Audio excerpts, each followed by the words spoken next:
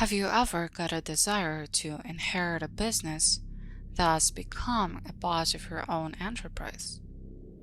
Apparently you would be jubilant with such a piece of thing. Although, have you ever thought about a mystery which may live in the walls of the building that previously belonged to your deceased relative?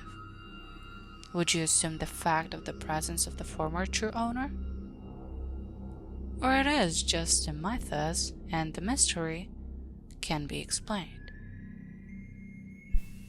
This story not based on true and non-deceitful events, although it's considered to be very captivating and amazing.